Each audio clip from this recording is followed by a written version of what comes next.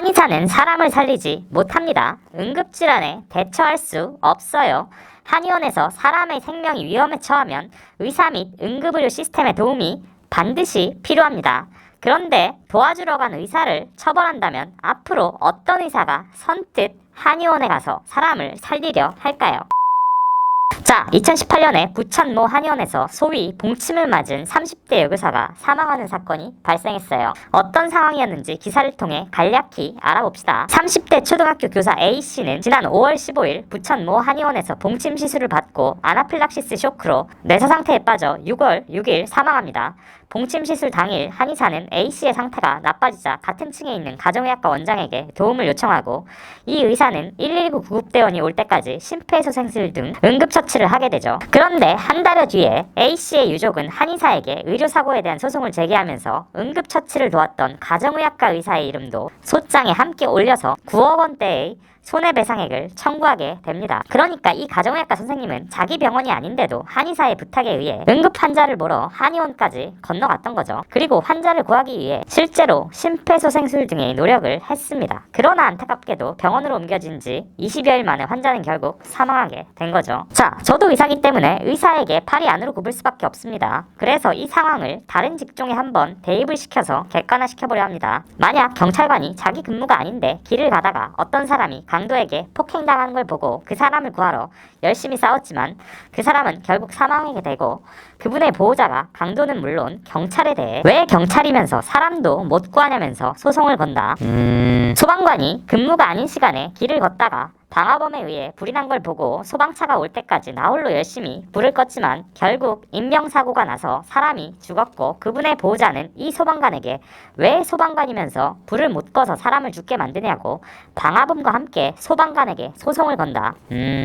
아무리 생각해도 빡치네요. 여러분은 어떻게 생각하시나요? 만약 가정의학과 의사가 거기 없었다면 환자에게 과연 더 좋았을까요? 적어도 그 상황에서 가장 도움이 된 사람은 가정의학과 선생님 아닙니까? 당시 상황에 대한 유가족의 얘기를 한번 봐봅시다. 심정지 상태가 되고 그 상황에서 가정의학과 의사에게 한의사가 119 구급대를 부를까요? 라고 물어보더라는 거예요. 그래서 가정의학과 의사가 아니 당연히 불렀어야지 왜 안 불렀냐, 빨리 부르시라고. 그때야 119 구급차를 불러요. 자, 상황 자체만 봐도 급박했었던 걸로 보이고 이때 이미 가정의학과 선생님은 당연히 심폐소생술을 하고 있었을 겁니다.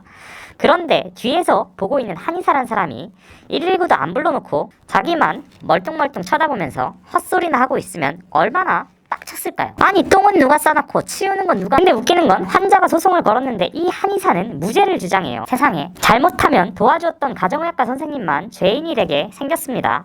이 한의사가 무죄를 주장하는 이유가 뭔지 한번 봐봅시다. 한의사 측 변호를 맡은 변호사는 응급 상황에 대비한 매뉴얼을 마련해 놓았고 그에 따라 행동했기 때문에 의료과실로 보기 어렵다는 입장을 밝힌 바 있다.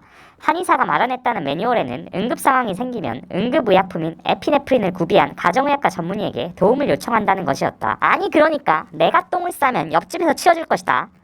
이게 말인가요? 방구인가요? 아니 가정의학과 선생님 입장에서 한번 생각해봅시다. 본인도 개원이고 개인 사업자인데 열심히 진료보다가 불시에 옆집 한의사가 친 사고까지 자기가 떠맡아야 되는 그런 본인도 모르는 매뉴얼이 옆집 한의원에 있을 거라고 누가 상상이나 했겠습니까? 아니 그러면 동네마다 매뉴얼 하나씩 만들어 놓죠. 생명이 위태로운 환자가 있으면 119보다 가까운 동네에 있는 의원 의사에게 전화하는 매뉴얼 만들면 얼마나 편합니까? 그 의사가 환자를 보고 있건 본인이 동의를 했건 그건 중요한 게 아니고 내가 만든 매뉴얼이 중요한 거죠. 곧 저도 개원 예정인데 최대한 한의원 옆은 피해야 할까요? 불가피하게 한의원 옆에 개원하게 되면 그 한의원에서 어떤 매뉴얼을 가지고 있는지 혹시 거기에 나도 모르는 사이에 연루가 되어 있지는 않은지 신경 써야겠네요. 자, 한의사들은 사람을 살리지 못합니다. 응급 상황에 대처할 수도 없어요. 그런데 생물학적 동등성 시험이나 임상시험도 거치지 않은 봉침과 같은 시술을 과거로부터 사용해왔다는 그 이유 하나로